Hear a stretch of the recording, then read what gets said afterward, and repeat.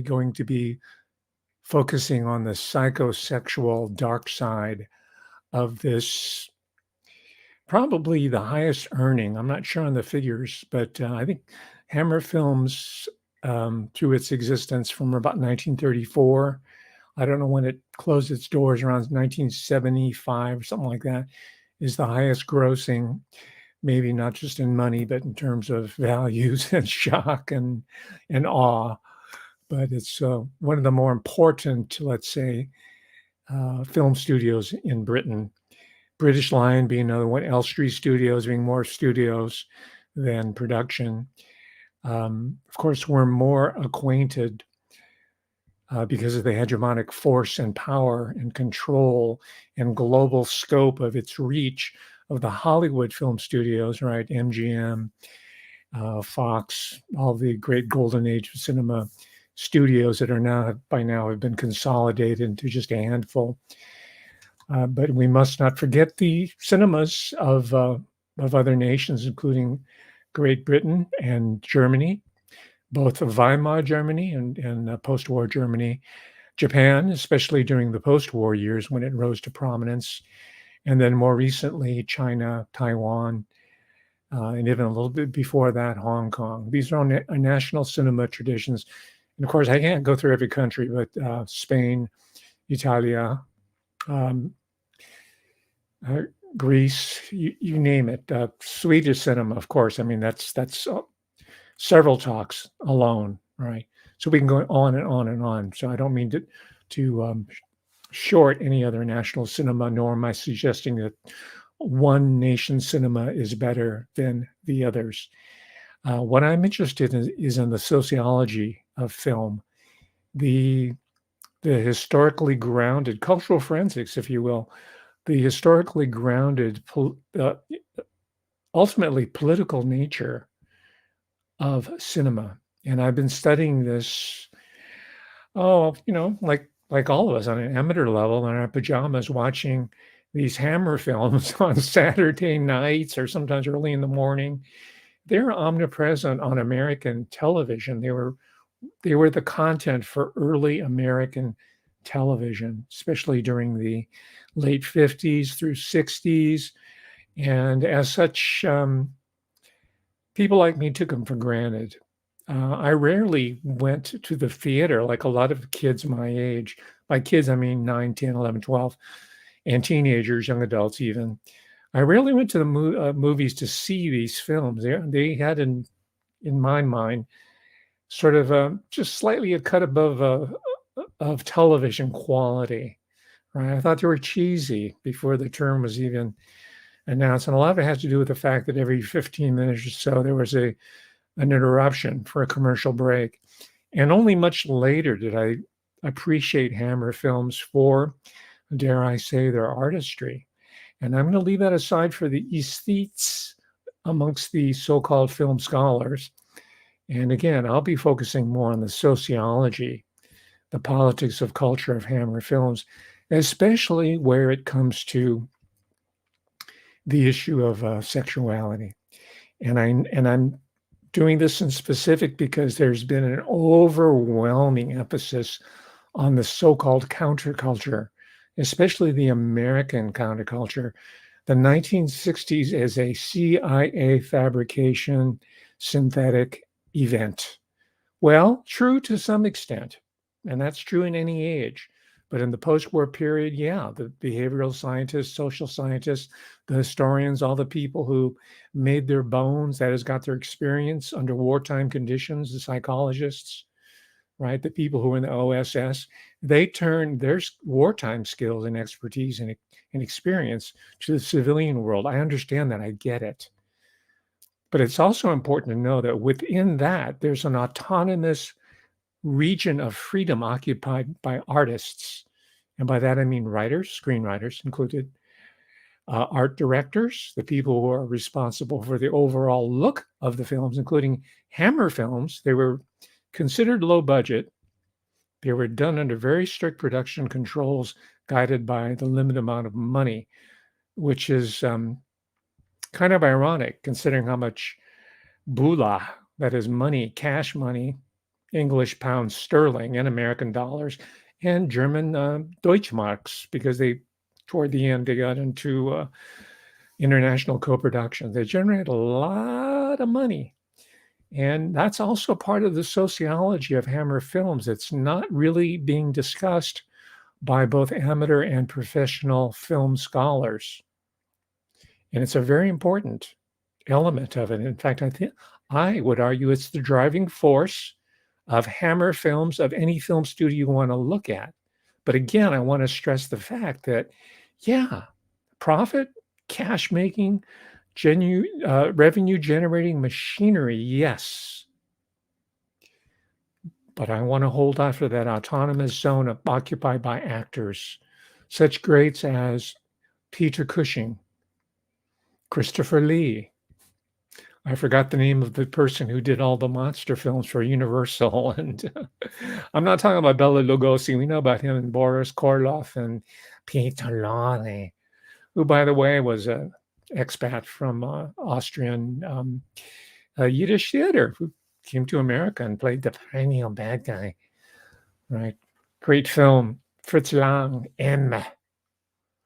Right. The psychopath killer. Right. Long tradition in cinema history about the bizarro world, the occult, the macabre. And in Hammer films, more particularly, we have the whole tradition of the English Gothic historical cultural aesthetics, going back, some people say, to Horace Walpole, who later became Prime Minister of Britain. He was a novelist. Benjamin Disraeli was also a novelist. Why don't we have presidents or any elected official who is a man or a woman of letters, who's literate? Not here. Britain, yes. Germany, yes. Japan, even. Abe Shintaro was a novelist before he became the mayor of Tokyo. And did I say, yeah. I got the right Abe. It's a prominent Abe family. He was a novelist before he became the mayor of Tokyo-to, which is like not being a mayor of any major of New York. It's like being a mayor of a country within a country, and later became a prominent public intellectual. In fact, he wrote a book called The Japan That Could Say No, which was the first glimmerings that Japan was trying to take a separate diplomatic, military, and of course, cultural course away from America. And they reined him in really big time. Just like they rein in the recent Prime Minister of Japan by assassination. I'm getting off topic here, but the point is that there's a whole interpenetration of politics, criminality, the underworld, and high finance, and in the case of Britain, we're talking about also nobility. And Hammer Films stands at the center of this. And again, this is not an area of study that's permissible within academic scholarship. That's why I feel it's important for me to bring it to you directly here, even if it's only on YouTube or on Patreon, which, by the way, I've been exiled for 2 weeks there. Maybe I'll go back permanently to Patreon based on what I'm about to reveal to you today. So what are my bona fides? And people tell me that I should stress this periodically to have people understand what my qualifications are. We call it a curriculum vitae, CV. You may call it a resume. Every person has a resume of professional accomplishments. Mine is that I have a PhD in comparative culture.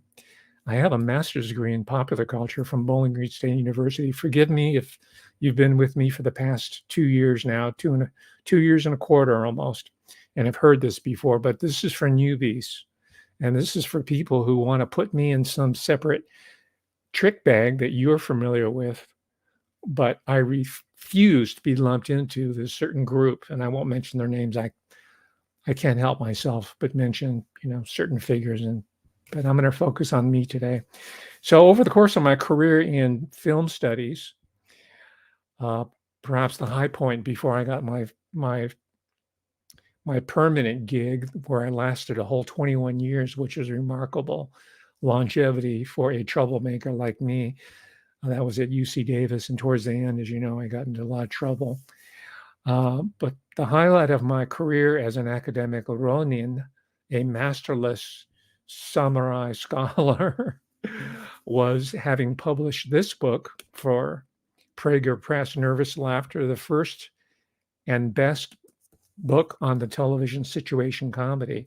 And Prager, by the way, I told you in another talk, was a Central Intelligence Agency front. So this people at high level at Langley probably saw my proposal and they ran it by and said, yeah, give this guy a contract. We want to see what's going on in the popular culture. So I was doing intelligence for them indirectly. Second book, which I would say is a follow-up to this, but it's related. It's about television as well. I grew up as part of the television generation, right? Like I told you, I watched Hammer films incessantly as part of my childhood. And only now I'm beginning to have the luxury of time and support. Thank you, Patreon members, which are allowing me to buy all the different DVDs and books that are now pouring out on Hammer films. Specifically, there has been an incredible uptick in interest. It's more than an uptick, it's an upsurge in interest in Hammer films. The second book, Monitored Peril, monitored as in TV monitored, and this is about the Mongolian or Sinitic phobia, Sinophobia that we see today in 2023, especially when the war drums are being beaten by the usual suspects. And I want to extend my personal congratulations to Mr. Alex Jones, who finally got the payoff for doing all his anti-Chi-Com rants and raves, because he got his little balloon shot down. Hallelujah. Wow. Talk about psyops, huh? So anyway, I've been there and I've done that. And the reason why I keep mentioning this because I don't want my people going into a concentration camp again, like during World War II. All right. I don't want to have my people being dispossessed of their homes, their real estate, their holdings, their livelihood, their professional, their education, and their rootedness as a community. And that's not going to go down again in America. That's why even in retirement, I'm dedicated to making sure that my message gets out to the American people and my friends and family around the world. I'm not talking about it just in Asia. I'm talking about the people who are subscribed to me from coming from Amsterdam, for example, or on my Patreon from all over the world, because these individuals who come from nations that understand the value, the importance of cultural resistance, want to support me, right? It's the Americans who are fixated on the Super Bowl and all the different sporting events, right? And I'm proud of the fact is I can't even think of offhand who the two participants were in the Super Bowl this past Sunday. And there's the predictable halftime show, and all the pop-up pundits are going to be going there. That's not me. So let me just get my bona fides, my CV, curriculum vitae out of the way before we go on. Another book, Countervisions. This is something I edited. I wrote about the history. Yes, there's something called Asian American film, by the way. Just like there's been black cinema, there's Latino cinema, there's been Yiddish language cinema, right? What we see on Hollywood is only it's the major part of it, but it's only partially representative of American film history, right? And I'm sure there are other traditions that I don't even know about, and that's a study in it to itself. And by the way, that tradition was recognized in a documentary. I don't know if you can read it here. This is screened on PBS, and again, I'll stop with my CV at this point, but it's titled The Slanted Screen. It's a film by Jeff Adachi. He was the public defender of the city and county of San Francisco before he died a mysterious death. I won't say I was close enough to be his friend, but I knew him quite well. We were of the same generation, and we were both, as young third-generation Americans, had a perpetual battle against being excluded from mainstream American media. And we are being excluded today, and we're being relegated into a narrow area called crazy rich Asians, right? And at the same time, you have the crazy nutty Asians who are going around, causing havoc. So this is my counterpart, Jeff Adachi, who died under mysterious circumstances. Perhaps I'll talk about that one. San Francisco, again, which is a city known for sweeping away regimes that that are inconvenient and bringing in a new crop of corporate controlled synthetic leadership through assassination. And I've given the talk before on the Jonestown massacre. Jim Jones had a power base in San Francisco, including Willie Brandt, who's one of the major players in the historically Black fraternities. That's a previous talk that I encourage you to look at. See, and I mention that because we were deprived of these very strong political, economic, social, and cultural networks by having our families thrown into concentration camps, right? And then scattered to the four winds after the war. And then having the University of California, Berkeley, do a study on dislocation and what it does to people. And volume 1 was called The Spoilage. Volume 2 was called The Salvage. This is all funded by the Bank of America, by the US government and intelligence, so that this game, this recipe, could be repeated, not just overseas in Southeast Asia during the Vietnam War, so-called, or in the Congo, but now in the United States of America. So you see why I'm still invested in this issue. It's not just a matter of my own identity politics. No, far from it. In a sense, it is, because my identity is American. All right, so this is Jeff Adachi, and we have people like Mako. His last name was Iwamatsu. I've been in his home. I interviewed him. His father was the first OSS, MIS, military intelligence for the U.S. part, military, okay? He was a translator. He was an intelligence guy. He emigrated to the U.S. trying to flee Japanese fascism, all right? So he was on our side, the American side. And by the way, as a child, I always had to grow up with the presumption that my father was a member of the lunatic Kempeitai, or the Japanese Imperial military. And it was a constant battle trying to establish myself as an American. And I understood the central importance of media in perpetuating these illusions, these lies, this disinformation, the propaganda. So Jeff Adachi did this film. I had a role in it. He shortened it quite a bit, and he didn't give me any credit in here.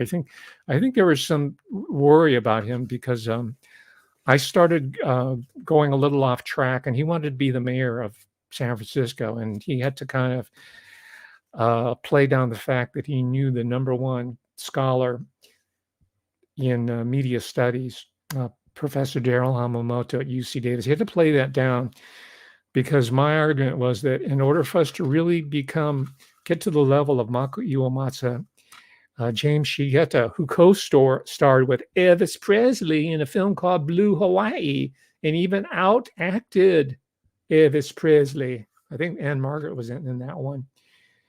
And there are, other individuals you might know. Yeah, you might know a person by the name of Bruce Lee. He's Chinese American. He was born here in San Francisco in the Chinese hospital, because the hospitals were segregated. He grew up under segregation. I grew up under segregation. There's a whole story behind Bruce Lee that, man, don't get me started on that. That should be a separate talk. But, oh, yeah.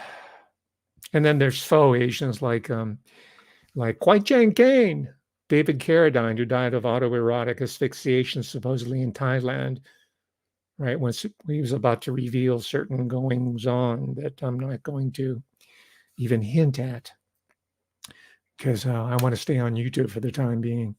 And by the way, the role of Chai Kwang Caine, yeah, the Caine, the Mac of Caine, played by David Carradine. Originally, that was going to go to Bruce Lee, but he was Chinese. So they had to put a Keanu Reeves type person like there to kick ass, right? To kick cowboy ass, you couldn't have no Chinaman doing it. So they picked a white dude. That's why I refer to Keanu Cruz, right? Or or Tom Reeves, right? It's always some, faux Asian who is supposedly being the last samurai or being a Neo or being some Asian hero, because Hollywood's not ready for that because of the Mongol phobia and the xenophobia. So I'm in here, played on PBS. Those are my bona fides, right? I've already burned too much time talking about me, but I think it's important so I don't get any bonehead comments. If you want to make uh, some comments that I can follow up on that are useful, I always welcome those. I get incredible quality comments and assists on my Patreon site because these people know who I am and they've been following my work and they value it. And they don't put me in with these professional actors who have huge writing teams behind them. And it's what I call the pop-up punditry, right? Those are the people I'm competing against, people who have multi-million-dollar investments. They look like ordinary Joes, right? They come on camera in a set and on a table, looks like some kind of pizza parlor, and they're wearing a t-shirt and they're not shaven and they're not groomed or they're maybe wearing a baseball cap. But these are actors. You got it? Their daddies and mommies are Wall Streeters, or they're attorneys, like that banker boy who came out of Stanford, supposedly, right? They have a whole infrastructure that's supporting them. That's not me. I'm not bemoaning my fate, by the way. In a way, TubeU has leveled the playing field, giving me my own forum here with the small audience, but dedicated boutique audience of discerning people that are with me here. I might have to make this into a two-parter. So let me, the high point of my academic Ronin career, because no one would hire me. I was just too damn good and too far-sighted, ahead of the curve, talking about television. Right? Oh, that's a sub-art, blah, blah. And they were saying the same thing about Hammer Films. Look at them now. All the film scholars and the film schools are looking at them as pieces of art. The Metropolitan, who knows, the museums of art have a film series, and they have the curators coming in to talk about the aesthetic importance of Terrence Young is his name, the director. I'm still getting my, a handle on the whole Hammer apparatus. I don't pretend to be an expert on that, and I don't mean to demean the people who are now being recognized for having done the groundwork for the work that I'm about to share with you. But most of it's being done independently, and it's original to me. And you're free to bite all you want from it. You can talk about how the Beatles were a Tavistock creation. That's been bandied about for the past 20 years or so. Find something original to steal. All right, how's that, you pop-up pundits? Right? I was watching this one the other night, and it's just so irritating. They can't even be original in their theft. All right. So the crowning point is, I told you, I taught film school at UCLA. It's one of the top 3 in the country. USC, across town, UCLA, NYU, New York University. I taught there for an entire year. I'm still part of their recruiting literature for grad students. And it was grad students that ratted me out and did me. And there were just these girls from the Midwest who didn't like hearing about being LA is going about ready to blow up in smoke, which it did, because I was teaching that at UCLA during the year of the LA riots, which was another synthetic event, right? And they didn't want to hear that because they were fresh from the Midwest, and they had never seen Asian people in such large numbers, or Negroes who had communities and had a long history here, as well as Latinos. And so they thought, well, they're here, and now I get to be part of the multicultural tapestry. And of course, then LA went up in smoke in April, and I was proven right. But by that time, I'd already been given my walking beer, saying, well, you need to really start looking for another job because we don't think you're going to be a right fit here. All right. It's okay. Jim Morrison got a C in his senior thesis, right? He was a film student there. I don't think they have an undergraduate program anymore because there's just imagine how many wannabes you'd have to deal with. And anyway, that's my bona fides, my CV. Okay. So today we're going to be talking about the media arts because none other than Uncle Klaus Schwab, in his fairly recent book, The Shaping of the Future and the Fourth Industrial Revolution, because we hear all the pundits talking about, the Great Reset, this and that. I'm sure they've never read the book, but they're qualified because they're on YouTube and there's no CV required, right? There's no barrier to entry. All you need is infrastructure of mommy and daddy, like a Bankman-Fried type situation, and they can put little brother, little sister on YouTube, but make them look kind of like they're ordinary people, right? But none other than Klaus Schwab, and this is not, I mentioned this because no one else talks about this. They just keep talking about the Great Reset, blah, blah, blah. But they don't talk about how often Klaus Schwab underscores, and emphasizes the role of arts and culture in bringing about his envisioned fourth industrial revolution. When I say his, I'm talking about the people who are backing him, right? The bloodlines, right? Without going more deeply into it. To repeat, he and his people understand the pivotal, perhaps even foundational importance of the arts and culture in pushing ahead any political agenda, any political economic agenda. And going into Hammer Films now, I would argue that the real role of Hammer Films, after a certain point, I would say probably by the early 60s, by the mid 60s at the latest, the real role of Hammer Films was to provide that function that Schwab was writing about in the shaping the future of the fourth industrial revolution. And they were doing it decades before the Beatles. Remember, they started in 1934. They were doing it decades before the counterculture, right? But all the pop-up pundits, all they can do is talk about how Paul is dead and the Beatles were a Tavistock operation and the supposedly the Frankfurt School, right? Another coterie that they like to name check who they've never read, but they've heard about, cultural Marxism, right?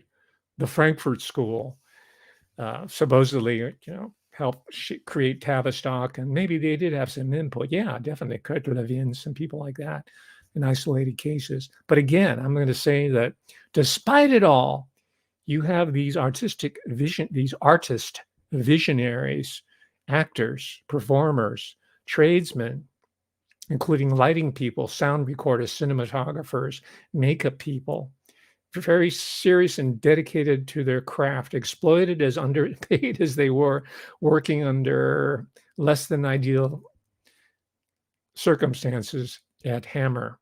And they rented studios. Sometimes they go to L Street Studio, more known for its comedies, by the way, where Peter Sellers first got his start. I did a talk on Peter Sellers. Check that out. It's a wonderfully original take on who Peter Sellers really was. But he made his name doing these L Street comedies, which were fabulously funny. And they were in the immediate post-war period.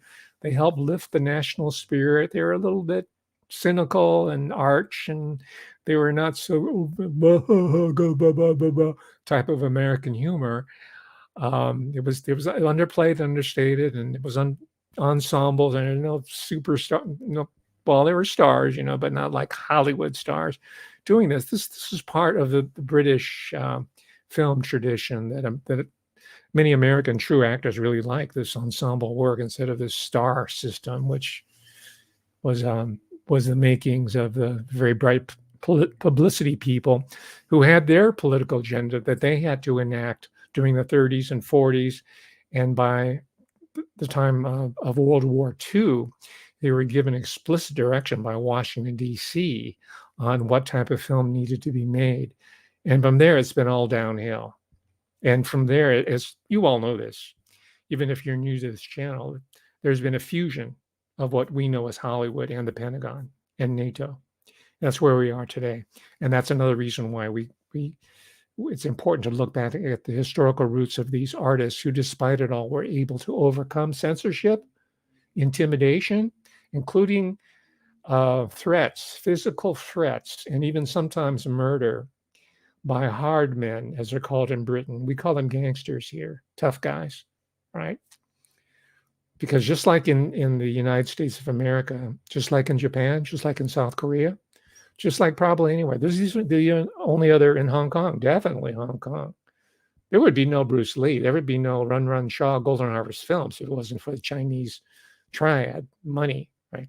It's the same principle holds in England, right? These are hard men. These are mafia people. And it comes from, it precedes cinema as such. It comes from theater. It comes from music hall. It comes from all these disreputable, in the eyes of the ruling elite, the upper middle class, and definitely the nobility. They would go to the music hall and they would sneak around in Whitechapel, disemboweling prostitutes like Jack the Ripper, but they would never have an explicit connection with them until probably, I would say, around the 60s, when they started coming out of the woodwork. And this is when they started making public appearances with people like Jimmy Savile, or Seville, if you will, of the BBC, right? You know that story, so I don't have to talk about it. And you know the general network in which he operated. So I say it's about the 60s where all the people who were the money people who were behind Hammer Films really started manifesting themselves and coming out and taking control of it and making, well, they still had a sense of proprietary. They still had sort of the rough and tumble guys out in the front, but the cigar chomping film producers, right? Like in America, Samuel J. R. Koff, American International Films, and William Castle, an American. And that's why Roger Corman, who came a little bit later, stuck out so much, because he was such a gentleman. But believe me, he was a player on that level. And one of the reasons why I think that Hammer Films was successful is because of its second generation. The guy that really took Hammer to prominence, his name is James Enrique Carreras.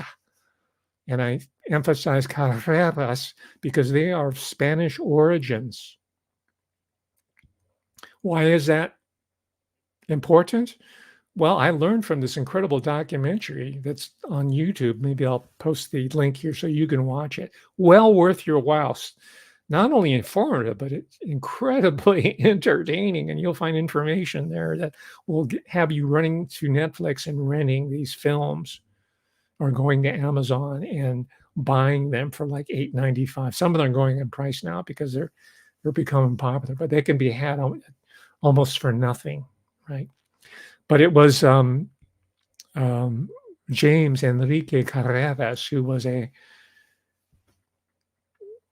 just a really super salesman. He could charm the birds out of a tree, right? He was that good. He wasn't so much into the cinema, the art. He could hire the artists. He could hire all the directors and writers and actors that he wanted, but he had to market it. But in order to do this, he had to deal with distributors. So we're already talking about organized crime, right? He had to deal with advertising people, criminality, newspapers, the whole bit you can imagine. But he was the man. And by the way, for his efforts, and this is what I mean by how all the different estates come together, nobility, criminality, the bankers, which includes City of London, the silent investors, the perverts, of course, right? We're going to get into the perversion. Gosh, I'm talking on and on and on, and I've already burned how many minutes? God, half an hour. And I promise you, I'm not going to go over 60 minutes, even if I have to carry this over to Thursday, assuming, God willing, that I'm still around, assuming, number two, that TubeU hasn't taken my channel away from me. But I think given the censors at YouTube are really interested in my original insights, but even they have their limits according to their, we know it's all controlled now, right? You've been watching the news about Twitter and the investigations that are going on. It's what we knew and suspected all the way along. And I'm grateful that I even had 2 years of being able to get my personal message out on this particular platform. But before going on, let me say that to show you how all these different estates, as they're called, including the Fifth Estate, which is the loyal opposition, the press, which they're neither loyal they're not the opposition. They're wed to the general complex there. It's all part of the state capture process, right? Is that James Enrique Carreras was given a knighthood. I believe this is in 1970. And it wasn't for Hammer Films per se, because it's still amongst the hoity-toity, the toffee noses, the ones up in it says Oakbridge, they might sneer at sort of the proletarian nature, even though a lot of them were philosophical leftists, right? Your Bloomsbury bunch, they were socialists, at least intellectually, right? They never would be amongst the hoi polloi, the riffraff themselves, but they wanted socialism for the rest of the world so that we could live in equal squalor while they can write modernist books like To the Lighthouse or Mrs. Dalloway and take to bed with migraine headaches and engage in all their bisexual activity, right? But the rest of us would be living under a universal basic income, right? Those are your one stream of British socialists. And by the way, I met a ton of them during my film scholarship career, because the BFI, the British film industry, is very powerful in the US. They have one of their moles planted in every film school in America. And I think I've met every one of them. And each one is an insufferable tough. Yeah. And they would dare, back in their days, talk about how great, Hammer Films were. Just to refresh your memory before I go on, here's a quick visual depiction of some of their films that you know and love. Okay, The Quatermass, which is a British television series, by the way, originally. Christopher Lee, he's very much associated with Hammer Films, of course. A whole paperback series, posters, now memorabilia. These are all priceless, not priceless, but costly collector's items, just like Art Elect Wars is now going for $450 on Amazon used, right? Lurid covers. Now they have soundtracks that are being re-released on CD from Hammer Film. And by the way, the music of Hammer Films is incredible. Right, Hound of Baskervilles, you know that one. You know the original one with Boslerot fanzines, magazines. A huge upsurge or renewal in interest in Hammer Films. And at last I get to indulge my particular fascination, and I'm learning along with the rest of you. Here are the two principles for the House of Carreras, which, by the way, needs to be explored, examined. If you have any Spanish-speaking researchers who are watching this, who are a part of my Patreon group, please let me know about the House of Carreras. I have a suspicion that they were probably a bastard wing of the House of Habsburg, because as you know, Habsburg ruled España for quite a while, right? They even had a Habsburg regime in Mexico until they were executed, right? That's why the royals are still very much paranoid. They're always losing their heads. That's why they need to have Hammer Films as kind of a shield to have a certain level of horror in the larger civil society, so they can be our saviors, our rescuers in the nanny state, right? Right, it's the cross that's going to save us. As it turns out, the clergy was corrupt, probably more so than the policier, the constabulary, or the elective officials. Right, takes heat off the the true suspects, right? So here are the two handsome father and son. They didn't get along apparently, who are responsible for Hammer Films. See, this guy looks like Spanish royalty. That's Sir James. Like I told you, he came in 9. This is his son. I don't think he was knighted. Michael Carreras. Both handsome, matinee, idol quality people. But to me, they look like Venetian black nobility by way of Habsburg and into España and into London. So that's the part of, again, remember, I talk about bloodlines. That's a part of the bloodlines, the lineage that I want you to help me with in this research instead of regurgitating the pop-up punditry. Find out about the House of Carreras, and I think that's going to yield gold. All right, let me show you. I'm going to skip very quickly to show you an explicit connection between film and politics. Let's see here.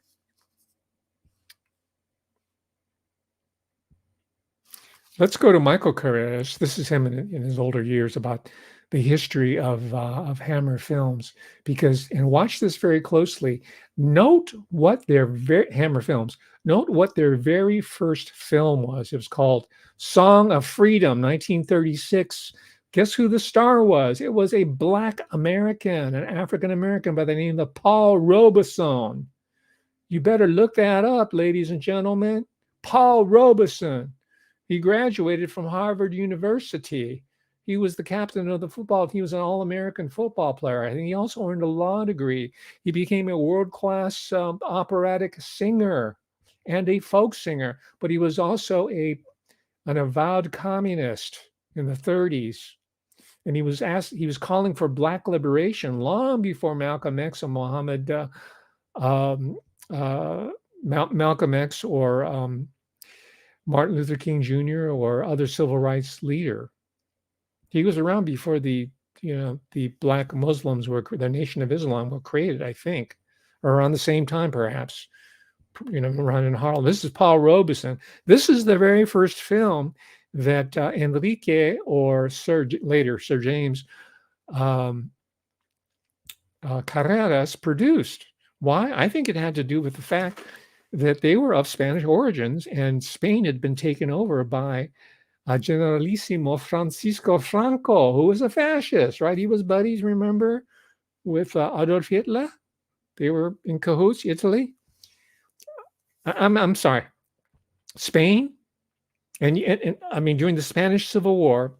This is the run up to World War II. I'm getting my history confused here because I'm so excited about this find of mine.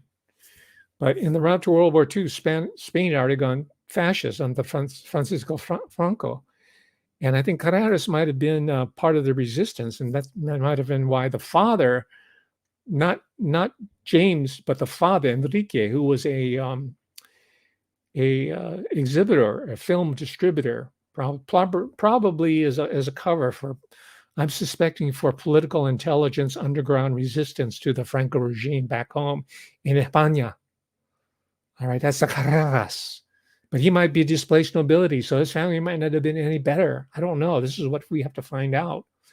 But what's really important for our purposes here is that the very first film that Carreras filmed was a profound supporter of the Spanish Republic, none other than our American Paul Robeson. You understand? See the connections there? And that is the connection that we can revive and we can reintroduce ourselves with, even as the later Hammer Films was co-opted and taken over, probably, I think, by British and American intelligence, Anglo-American intelligence, with a little bit of German intelligence thrown in there. And we're talking about, later 60s, where all the nudity started coming in, where the lesbianism coming in, right? Where sadomasochism was equated with sexual pleasure. That's the latter part of Hammer Films. And this is when where the decline started to take place, because they said, well, we don't need Hammer Films. We'll just go through Gulf and Western, right? We'll fund a Hammer Films director, Roman Polanski, and give him his own budget and have him direct Rosemary's Baby. who we contracted the Ira Levin to write about Satanism and witchcraft in New York City itself. You you understand how this film history works? Do you understand why cultural forensics is so important to unpack this history? Because it takes us right here to our doorstep in 2023. So note this very quickly about Paul Robeson, and I'll move on. Originated as a very small distribution company under the title Exclusive Films. The people concerned then were my grandfather, Enrique Carreras from Spain, Spanish man, and a man called Will Hammer, or Hines, depending on how you knew him as to whether it was in his private life or he had a sort of theatrical life. Hammer was my father, surprisingly enough. He was a successful businessman and a failed comedian. He failed because he wasn't really very funny. Adopting a company name from Hines' stage name, Will Hammer, they made a handful of films such as this musical with American singer Paul Robeson. There you go, ladies and gentlemen. Our own Paul Robeson.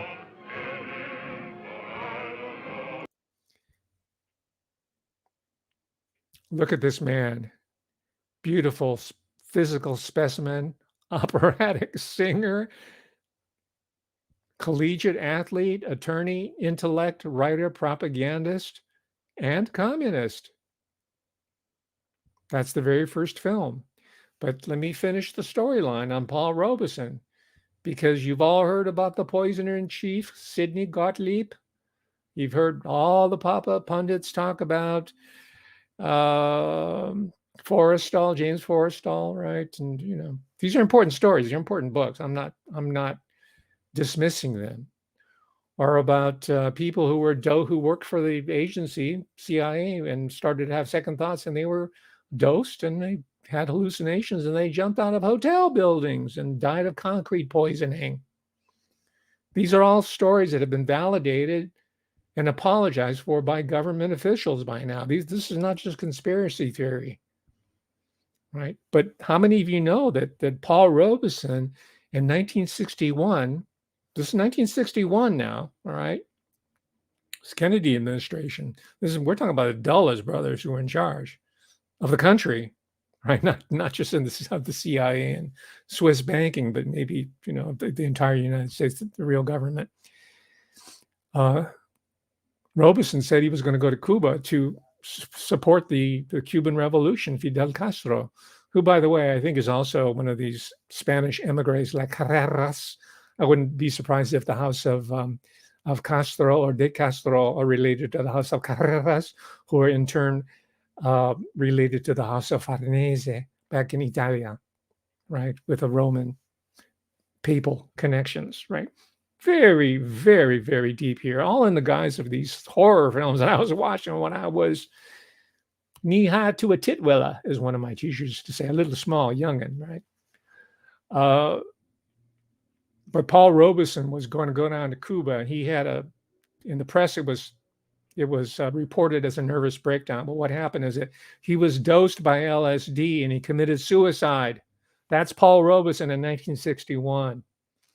So we're talking about the horror of everyday life. I am not exaggerating, and I'm not hyping up just because it's cool now to be into Hammer films and being into goth and Frankenstein and vampires. You know, the whole Anne Rice deal, which is another talk in itself. I think Anne Rice is very much contracted to kind of take up where the Hammer films were taking us with the lesbian vampirism, bloodletting during the age of AIDS, right? And again, DNA blood typing in the previous. You have to be a subscriber to see a brilliant talk I gave and put on my Patreon about this woman, Barbara Ray Venter, who claims to have single-handedly brought in the Golden State Killer because of her expertise in DNA ancestry typing, right? I don't want to get back into that. Maybe I'll do that talk over again live here for YouTube because it's very important.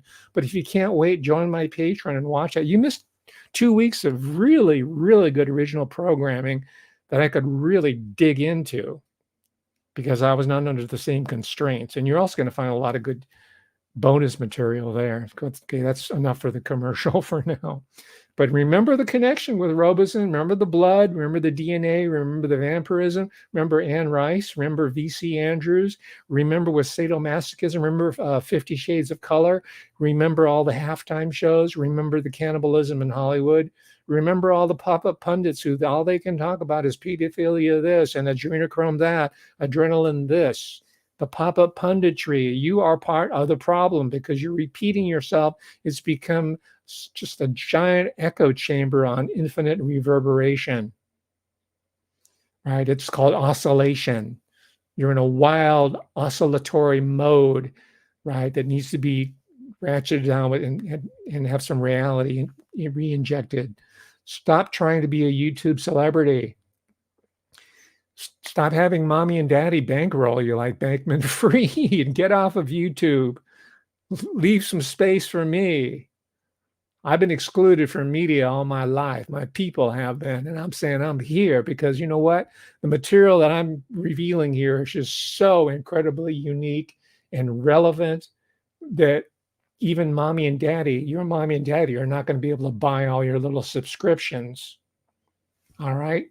So let's get down to brass tacks and get into the dark sexuality.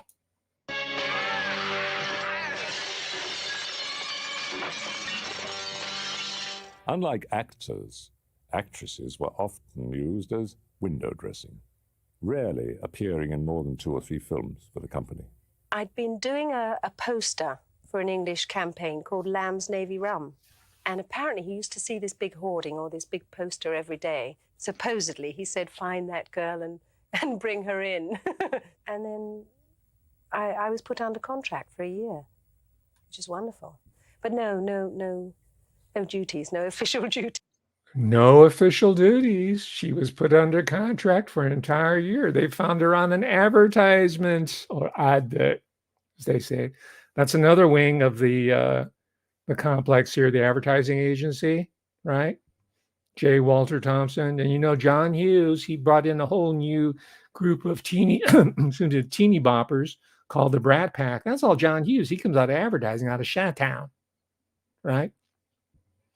And if you subscribe to the Substack, I think she's still on Substack, or the Twitter feed, or the YouTube channel of Kirby Summers, one of my favorite authors, because she's not a pop-up pundit. She's been doing this for years, and plus she's lived this from. She's telling us stories from the inside, not externally, and she's not funded by mommy and daddy on YouTube, and where they can buy 500,000 subscribers right off the bat. But she talks about Les Wexner and Victoria's Secret, the catalog. There's the Exoteric catalog, which I used to get. Right, my girlfriends used to have. They're everywhere, and it was advanced, kind of like Sports Illustrated, but better. Right, that's where Prince would go to the studio while he was taking a break. Say, okay, contact that one, contact this one. I want this one, and he'd have his gophers get in touch with them. There's a catalog for the people who were inducted into this stratum of society. And this is what Hammer was doing. Once they got their financial legs, all the criminal syndicates could see the potential, especially when you're attracting beautiful men and beautiful women as the featured actors, right? They could see in films with a very strong sexual subtext, like the original vampire film, the earlier vampire films, right? Count Dracula was a seductive figure in these earlier Hammer films. Later, it became literally lesbian vampire. I have a film on order. I haven't seen it. It's called Dracula and Dr. Jekyll and Sister Hyde. Instead of a Mr. Hyde turning into Dr. Jekyll turning into a monster man, Dr. Jekyll, when he takes the magic potion, turns into a woman. All right. And there you have a ground zero for lesbianism in the popular culture, because kids my age were watching these films, and older kids slightly, maybe like John Carpenter, who later made those creepy films on his own. And the guy who did Gremlins, Joe Dante, people like that. started to make their own films for my generation, contemporaneous generation. Right? And they were all Hammer freaks, and they're all very, very knowledgeable. They've seen all the films. And by the way, they're in this documentary. I didn't showcase them a lot. So here's another aspect of where the film was being used as a form of compromise of politicians. Pick, name anyone you want: bankers, high-level people, educators, clergymen, or clergy, clergymen, and other influential people who couldn't risk exposure. They would use films in order to do this.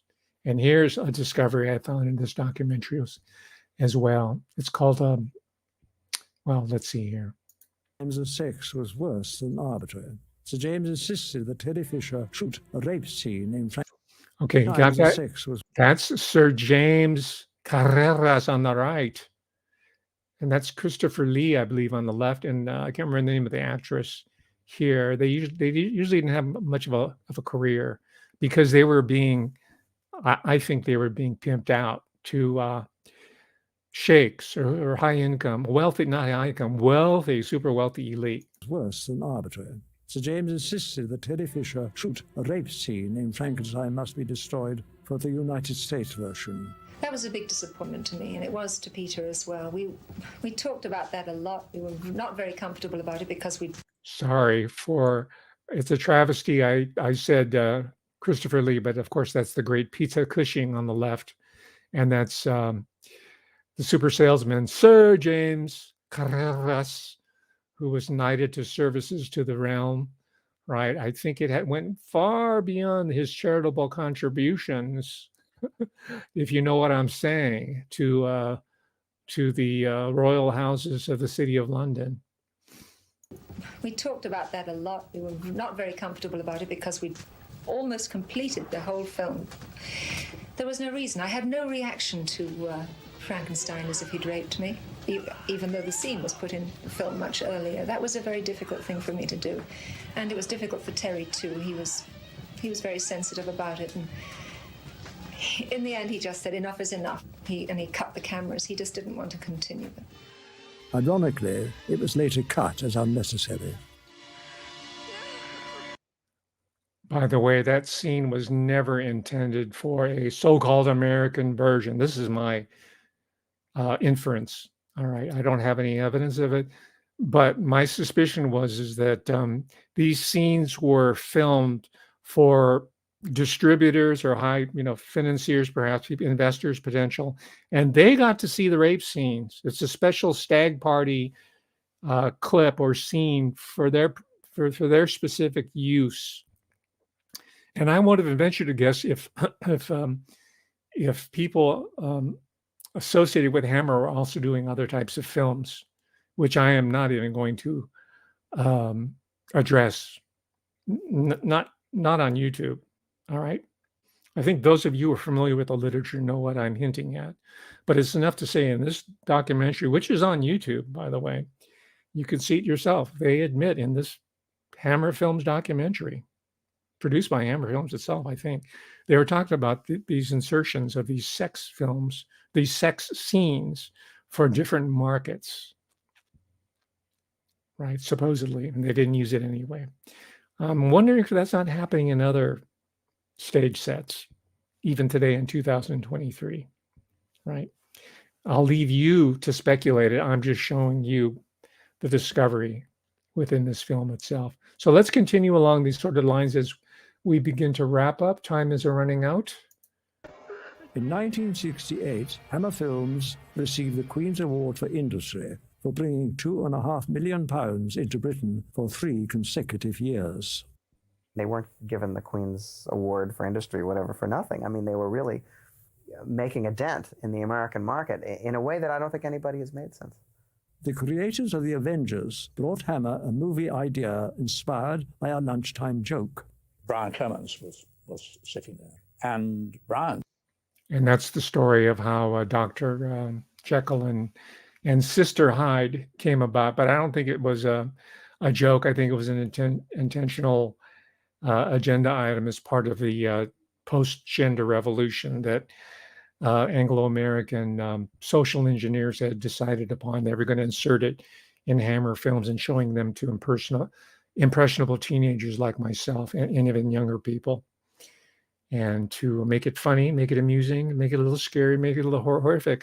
But as Klaus Schwab himself, to acclimate us to these coming realities. That's why he's focusing so much on the arts and film and media as being important to his fourth industrial revolution in ringing in this agenda. And finally, as we close here, we'll finish with a name that might be familiar to many of you, and that is Nastasia Kinski. She was the underage daughter of the German new cinema actor, incredible, Klaus Kinski. Remember him in Aguirre, Wrath of God? He acted for people like Werner Herzog, who's still active, by the way. But Nastasia Kinski was his daughter. I don't know how close he was, but her name came into the press when she was underage and became the girlfriend of none other than Roman Polanski, who previously had a relationship as a director with Hammer Films Distribution. He did a spoof on vampire films, The Fearless Vampire Hunters, and you know the story of Polanski. I don't need to rehearse it. So the final film in 1975 of Hammer Film Productions was it's a Dennis Wheatley. Dennis Wheatley was a really popular occultist writer of his time. During the interwar period, that is the period between World War I and II, and a little bit afterwards, and a little bit before Dennis Wheatley, check him out. I've only read 2 or 3. All his books need to be put back in print. So I've only found the ones that are in print currently. And this one is an adaptation, a Hammer adaptation of his novel, which I read, which is called To the Devil, a Daughter, which is about human sacrifice. And the daughter is Nastasia Kinski. The picture so far was made in 1975. 98% of so-called Satanists are nothing but pathetic freaks who get their kicks out of dancing naked in freezing churchyards. I have a feeling I'm dealing with that other 2%. Richard Widmark challenges Christopher Lee for the soul of a girl named Catherine. Te adoro et te invoco. They've got Catherine. We've got to get her back before it's too late. By then, the so-called low budgets meant £500,000 over $1 million. Hedging their bets, Hammer brought in German co-financing and an American star, Richard Widmark. Appropriately, Christopher Lee was the heavy.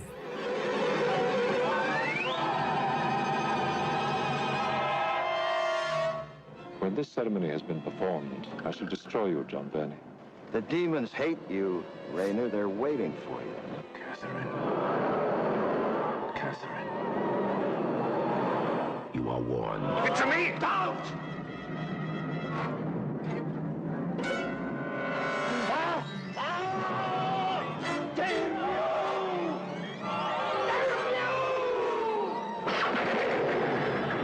The new permissiveness extended to a nude photograph of teenage Nastasia.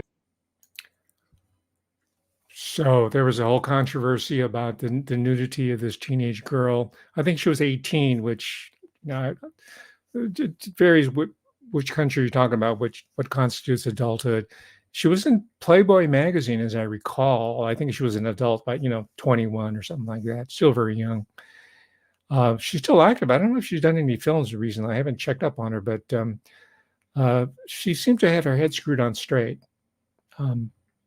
I'd really be interested in reading an autobiography of Nastasia Kinski. I think one's due right now.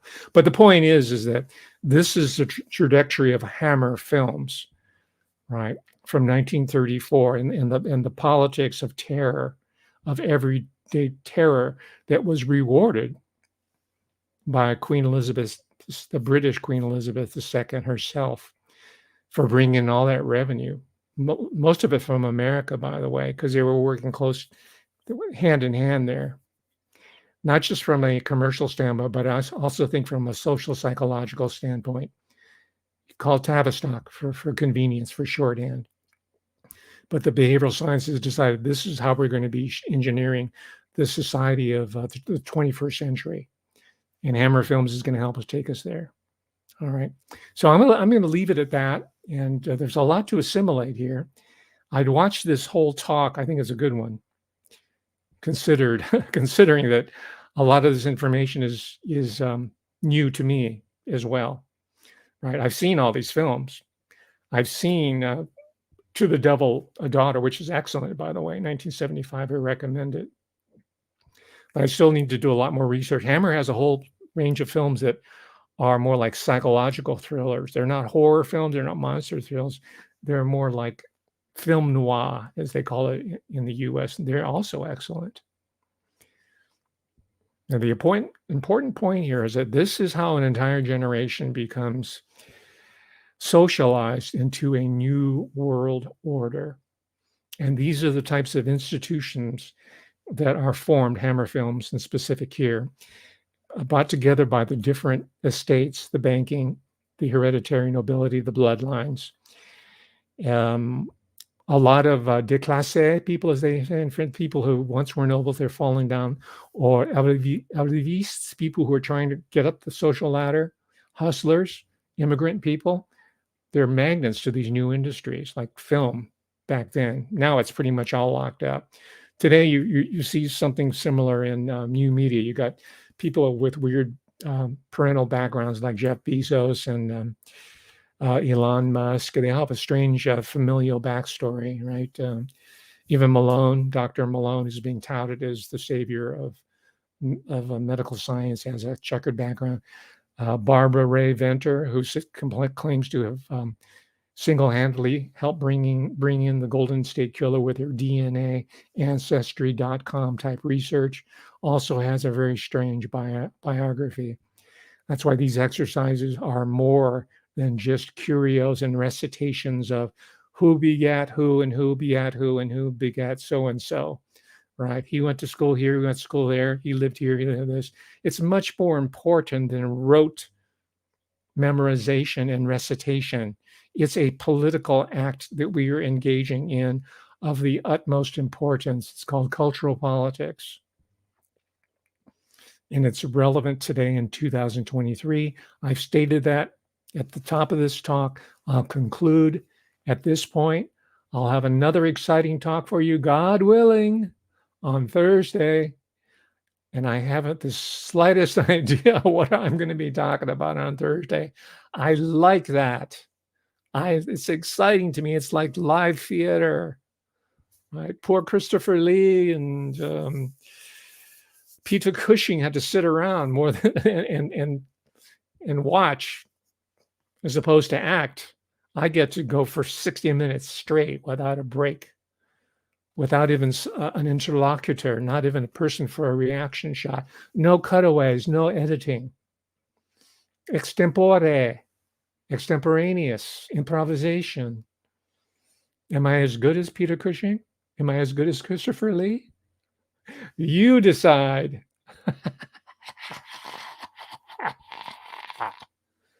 Thank you, ladies and gentlemen. We'll see you on Thursday, God willing.